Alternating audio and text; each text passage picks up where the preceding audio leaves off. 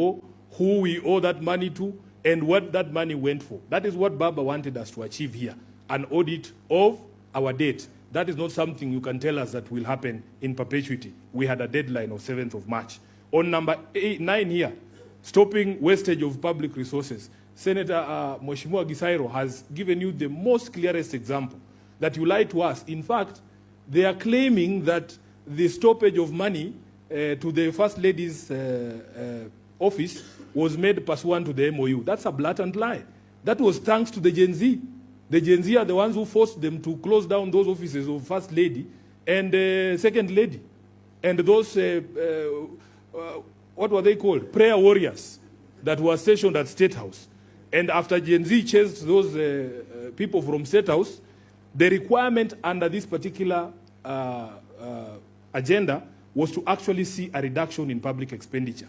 You do that, then you double State House allocation, ya China Mandazi. We are not fools. We know what is going on.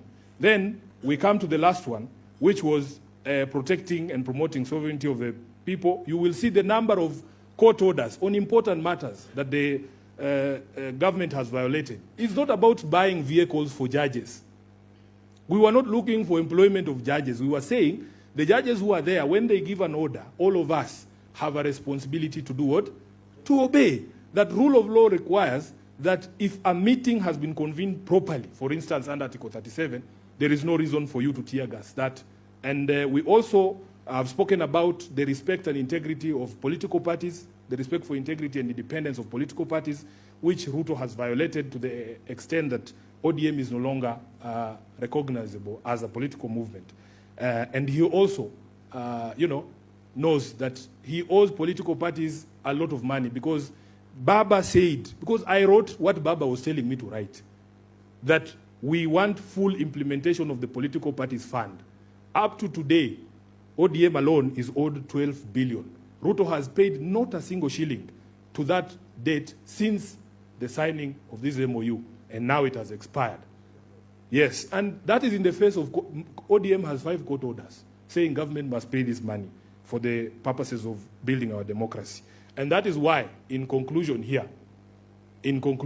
we have given a score of 1 out of 10, which is a very generous score because Babu and the others believed it was -2, -1, but we put all of those together and we have given them 1 out of 10 or 10%. That 80% that they were talking about cannot be demonstrated to you in the document that they presented yesterday. With those, yes, extremely below expectation, which is why somebody was saying there that there is absolutely no basis to ask for an extension of that MOU, or indeed, absolutely no basis to begin negotiating any other agreement if they could not follow this 10.1.